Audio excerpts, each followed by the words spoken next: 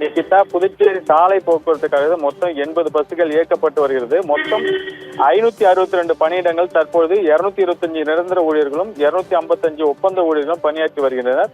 கடந்த 2015 ஆண்டு முதல் பணியாற்றி வரும் ஒப்பந்த ஊழியர்களை பணி நிரந்தரம் செய்ய வலியுறுத்தி, அதாவது பணி நிரந்தரம் செய்ய வேண்டும், 7வது ஊதிய குழுவை அமல்படுத்த வலியுறுத்தியும் பல்வேறு போராட்டங்கள் நடைபெற்று வருகின்றன. இதன் தொடர்ச்சியாக கடந்த ஏப்ரல் மாதம் வேலைநிறுத்த போராட்டம் தொடர்ந்து நடைபெற்றது. பேச்சுவார்த்தையில் பணி நிரந்தரம் செய்யப்படும் ஊதிய உயர்வு குறித்தும் உரிய நடவடிக்கை எடுக்கப்படும் என்று அரசு சார்பில் உறுதியளிக்கப்பட்டது. ஆனால் இதுவரை அது பேச்சுவார்த்தை நடைபெறாத சூழ்நிலையில் நேற்று முதல் காலவரையற்ற போராட்டத்தில் ஈடுபட்டு வருகின்றனர். இதனால் புதுச்சேரியில் இயக்கப்படும் பஸ்கள் முற்றிலுமாக நிறுத்தப்பட்டுள்ளது. அது மட்டுமல்லாத முன்பதிவு செய்த பஸ்கள் மட்டும் நிரந்தர ஊழியர்களை கொண்டு இயக்கப்பட்டு வருகிறது. இதனையடுத்து இன்று 2வது நாளாக போராட்டம் நடைபெற்று வருகிறது.